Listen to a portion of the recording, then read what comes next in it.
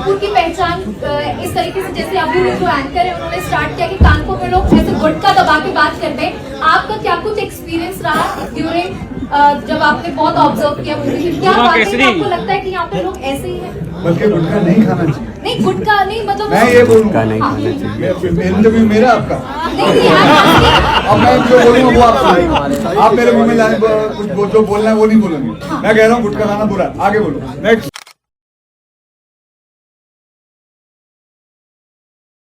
ऐश्वर्या राय बच्चन पर आया Delhi high court का बड़ा फैसला। कपिल शर्मा को मनसे से मिली हिदायत, कहा मुंबई को बॉम्बे कहने की जरूरत नहीं। गुटखे का विज्ञापन कर चुके अक्षय कुमार ने कहा नहीं खाना चाहिए गुटखा, तो हो गए ट्रोल। करिश्मा कपूर के पुराने इंटरव्यू से निकलकर आया सच, बचपन से जानती थी पति संजय कपूर को। शाहरुख खान ने पंजाब में बाढ़ से पीड़ित 1500 परिवारों को लिया गोद। डायरेक्टर संजय गुप्ता का बड़ा खुलासा, बॉलीवुड के हीरो 6-6 वैनिटी वैन में आते हैं, एक में बैठते हैं बिना कपड़ों के और बाकी में होता है मेकअप, जिम और मीटिंग। बिग बॉस में तान्या मित्तल ने बोला अपना सच, विधायक हैं उनके एक्स बॉयफ्रेंड। 30 साल बाद अब फिर से रिलीज होगी आमिर, उर्मिला और जैकी की फिल्म रंगीला। अर्शी खान ने खोली भोजपुरी फिल्म इंडस्ट्री की पोल और राइज एंड फॉल में पवन सिंह ने बताया किस गंदी आदत की वजह से कर चुके हैं अब तक 5 करोड़ का नुकसान। दोस्तों, आप देखना शुरू कर चुके हैं टॉप 10 बॉलीवुड हेडलाइंस। चलिए अब यही खबरें आपको विस्तार से बताते हैं। ऐश्वर्या राय बच्चन को दिल्ली हाईकोर्ट से एक बड़ी राहत मिल गई है। अदालत ने ऐश्वर्या के निजी और व्यक्तित्व अधिकारों की रक्षा करते हुए उनकी पर्सनल इमेज, उनके फोटोज, उनका कंटेंट और उनकी आवाज का बिना अनुमति इस्तेमाल करने को उनके गरिमा के साथ जीने के अधिकार का उल्लंघन करार दिया है। अदालत ने ई कॉमर्स प्लेटफॉर्म्स और गूगल वगैरह को नोटिस जारी करते हुए अगले 72 घंटों के अंदर ऐश्वर्या की याचिका में मौजूद शिकायती यूआरएल्स को हटाने, उन्हें इनएक्टिव करने और ब्लॉक करने के अंतरिम निर्देश दे दिए हैं। कोर्ट ने इलेक्ट्रॉनिक्स और आईटी मंत्रालय, आईटी विभाग से कहा है कि वह ऐसे सभी यूआरएल्स को ब्लॉक करें, निष्क्रिय करें। आदेश में अदालत ने गूगल और ई कॉमर्स वेबसाइट को सभी उपलब्ध मूल ग्राहक जानकारी एक सील बंद लिफाफे में दाखिल करने का भी निर्देश दिया है। आपको बता दें कि ऐश्वर्या राय ने मंगलवार को पर्सनैलिटी राइट्स के लिए दिल्ली हाईकोर्ट में याचिका दायर की थी। उनके वकील संदीप सेठी ने उन वेबसाइट्स के बारे में बताया था जो खुद को उनका ऑफिशियल प्लेटफॉर्म बताकर ऐश्वर्या के नाम पर उनकी तस्वीरें, छपे हुए मग, टी शर्ट्स और कई सारे ड्रिंक प्रोडक्ट्स वगैरह अनऑथराइज सामान बेच रहे हैं। ऐश्वर्या राय के अलावा आप जानते ही उनके पति अभिषेक बच्चन ने भी पर्सनैलिटी राइट्स को लेकर इसी कोर्ट में याचिका दायर की है। इससे पहले उनके पिता अमिताभ बच्चन, अनिल कपूर, जैकी श्रॉफ ऐसे कई सेलिब्रिटीज भी अपनी आवाज, तस्वीर, डायलॉग और खास अंदाज के गलत इस्तेमाल पर रोक लगाने की मांग करते हुए कोर्ट का रुख कर चुके हैं। बॉलीवुड में निर्माता लंबे समय से अभिनेताओं की बढ़ती लागत के बारे में शिकायत कर रहे हैं। हाल ही में अपने पॉडकास्ट पर साइरस ब्रोचा के साथ बातचीत में निर्देशक संजय गुप्ता ने खुलासा किया कि कुछ स्टार्स सेट पर 6-6 वैनिटी वैन की मांग करते हैं। उन्होंने कहा एक तरफ अमिताभ बच्चन जैसे सुपरस्टार हैं जो कभी भी किसी प्रोड्यूसर को अपने कर्मचारी को पैसा नहीं देने देते, वो अपने कर्मचारियों को पैसा खुद देते हैं, जबकि कुछ ऐसे हैं स्टार्स जो 6-6 वैनिटी वैन मांगते हैं। संजय ने बताया कि ऋतिक रोशन और अमिताभ बच्चन जैसे ओल्ड स्कूल स्टार्स भी हैं जिनके पास सिर्फ एक मेकअप आर्टिस्ट है या एक स्पॉट बॉय है। फिर उन्होंने खुलासा किया कि वो उन अभिनेताओं को भी जानते हैं जो 6-6 वैनिटी वैन की मांग करते हैं। कहते हैं कि एक वैन में तो वो बिना कपड़ों के बैठते हैं, स्टार, सो कॉल्ड स्टार, फिर दूसरी में वो मेकअप और हेयर स्टाइलिंग कराते हैं अपनी, तीसरी में अपनी मीटिंग करते हैं, चौथी में उनकी वैन है। और वैन वाली जब जिम आती है तो वैन वाली जिम जो है वो अकेली नहीं आती है, उसके साथ उनका ट्रेनर आता है, उसका हेल्पर आता है, उनका ड्राइवर आता है, साथ में शेफ भी आता है जो 1-1 ग्राम तोल कर उनको खाना खिलाता है और उसके ऊपर उनकी लंबी चौड़ी टीम होती है। कहीं हेयर स्टाइलिस्ट है, कहीं शेफ है, कहीं ट्रेनर है।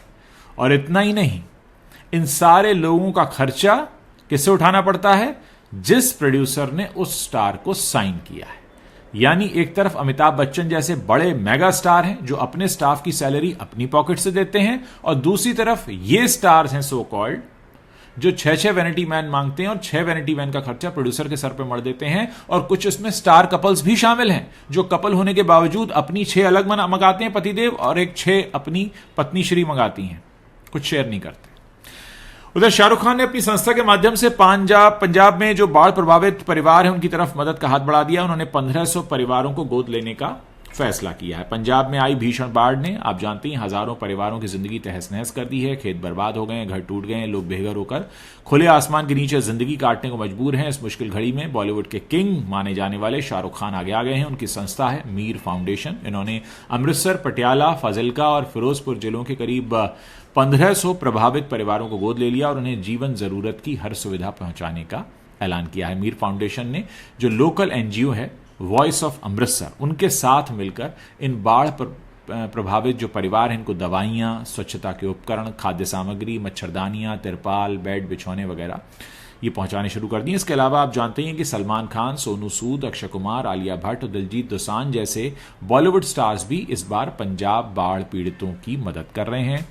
सलमान खान की संस्था है बीइंग ह्यूमन। उन्होंने 5 रेस्क्यू बोट्स भेजे हैं और प्रभावित गांवों को गोद लेने का भी ऐलान किया है। सोनू सूद अपने परिवार के साथ भी हजारों गांवों में राहत पहुंचा रहे हैं। कपिल शर्मा शो की एक क्लिप को शेयर करते हुए मनसे नेता अमेय खोपकर ने आपत्ति जताई है। क्लिप में हुमा कुरैशी ने मुंबई को बॉम्बे कहा था, जिसे लेकर मनसे की ओर से कहा गया कि भाई शहर के सही नाम का आप इस्तेमाल कीजिए, और इस बात को लेकर थोड़ा बवाल हुआ है। कहा यह गया है कि अगर कोई शख्स आ रहा है किसी फिल्मी कार्यक्रम में और अपनी बातचीत में वो मुंबई शहर का जिक्र करता है तो उसे बॉम्बे क्यों कहता है, जबकि बॉम्बे को तो 1995 में मुंबई बना दिया गया था। उसके बाद भी भाई कोलकाता बना, बेंगलुरु बना, चेन्नई बना, उससे कहीं पहले बॉम्बे जो था वो मुंबई बन गया था। तो इसको लेकर मनसे ने अपनी नाराजगी जताई है। बहरहाल मनसे ने जो नाराजगी जताई है अमेय खोपकर ने, उस पर अभी तक कपिल शर्मा की टीम की तरफ से कोई जवाब नहीं आया है। बिग बॉस की सबसे चर्चित कंटेस्टेंट तान्या मित्तल बनी हुई हैं। अब अपने विधायक बॉयफ्रेंड के कारण सुर्खियों में आ गई हैं। हाल ही में शहबाज बदेशा के साथ बातचीत में तान्या ने एक शायरी सुनाई और अपनी डेटिंग लाइफ के बारे में खुलासा किया। तान्या मित्तल ने कहा, आज भी चुपके चुपके वो मुझसे मिलने आता है, आईने में जिसे तुम देखते हो वो मेरा नहीं उसका चेहरा आता है। पूरी दुनिया ने कहा था कि वो मेरे लायक नहीं है, मैं कैसे बताऊं तुझे शहबाज, पूरे देश में उसके जैसा कोई विधायक नहीं है। शहबाज ने उनसे पुष्टि करने की कोशिश की कि क्या उनके एक्स बॉयफ्रेंड सच में विधायक थे, जिसका जवाब उन्होंने देने से इनकार कर दिया।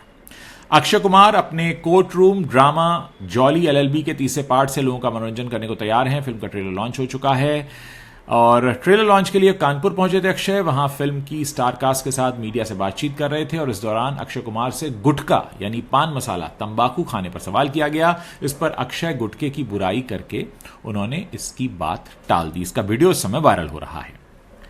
जॉली एलएलबी 3 के ट्रेलर लॉन्च इवेंट का एक वीडियो वायरल है। इसमें अक्षय कुमार से एक रिपोर्टर ने सवाल किया कि इवेंट में कानपुर के लोग गुटखा दबाकर बात करते हैं जी। तो इस पर अक्षय कुमार कहते हैं, आपको लगता है कि यहां पर लोग ऐसे ही हैं? इस पर अक्षय बोले, मैं तो कहता हूं गुटखा खाना ही नहीं चाहिए। तो रिपोर्टर बोली, तो कुछ बोलना चाहा उस रिपोर्टर ने, तो अक्षय ने उसे ये कहकर चुप करा दिया कि अरे इंटरव्यू मेरा है या तुम्हारा है? अब मेरा है तो मैं जो बोलूंगा वो फिर सुनो। और उसके बाद फिर अक्षय ने कहा कि गुटखा खाने बुरी बात है और उनको अब लोग ट्रोल कर रहे हैं क्योंकि गुटखे का ऐड तो आप जानते हैं वो कर चुके हैं।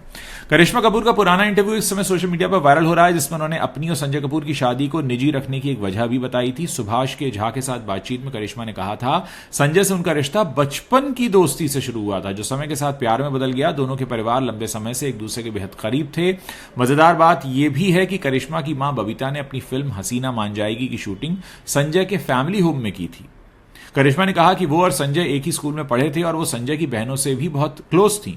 बाद में जब दोनों ने अपने करियर पर ध्यान देना शुरू किया और संजय अपने बिजनेस में बिजी हो गए, करिश्मा फिल्मों में बिजी हो गई, तब भी उनका रिश्ता बना रहा और फिर बाद में ये रिश्ता शादी तक पहुंचा। इस बात को सुनकर हर कोई हैरान है क्योंकि लोगों ने पहली बार सुना है कि संजय कपूर करिश्मा के बचपन के दोस्त थे।